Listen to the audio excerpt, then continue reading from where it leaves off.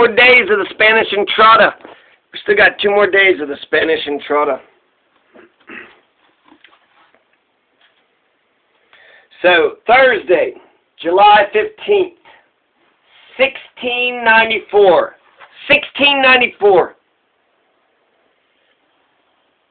Said governor and captain general sets out for the mouth of the Rio de Chama, Rio Tizama, to one side and inside of the pueblo, the rebellious Tigua of San Juan. The Tigua of San Juan. By it he crosses the Rio del Norte 2 times and passes 1 long league to sleep on its bank, Oria,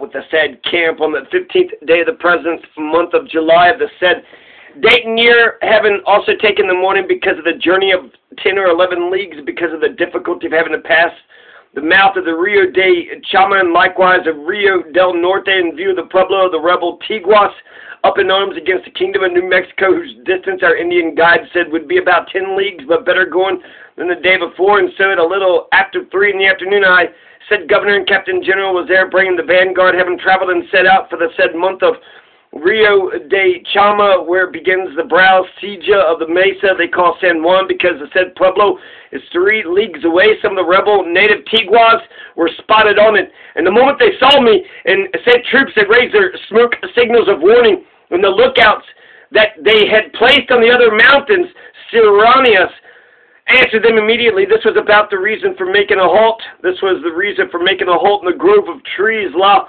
Arboleda, of the Rio de Chama, in order to give time and to assure that the royal army, which was straggling along Muy Tendido, might pass by, and the horses and mules being gathered were gotten out of the valley and trees, Canada e Arboleda, of the said river, which runs 1 long league along the said road. I returned to continue with said march and reach afforded the pass of Rio del Norte, designed by the Indian in view of the pueblo of San Juan, recognized by the breaking of the said river in 2 branches, Dos Brazos.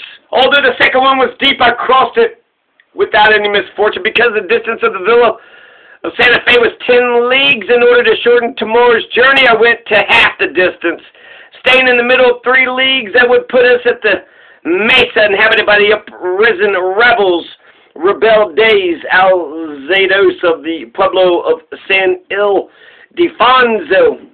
Arriving at this place in Bank Puesto, Iorillo of the Rio del Norte at 6 in the morning with the royal army, we gave thanks to His Divine Majesty. Thank you, Divine Majesty, for the happy outcome and for getting out by a route so different and so lengthy with the results related in this report. And in order that the present march be of record, and that the arrangements and precautions of preceding nights were observed, because we are in view of the rebels, I added a squadron to take night watch, so that in case the enemy should try to spring a surprise attack by the river, they would be heard, and it would be possible to resist them with success in destroying them. This order I gave to the said military leaders, and so that it may be of record, I signed with my Secretary of Government and War, Don Diego de Vargas Zapata Luxem Ponce de Leon, and before me, Alfonso Real de Aguilar, Secretary of Government. And war! And war!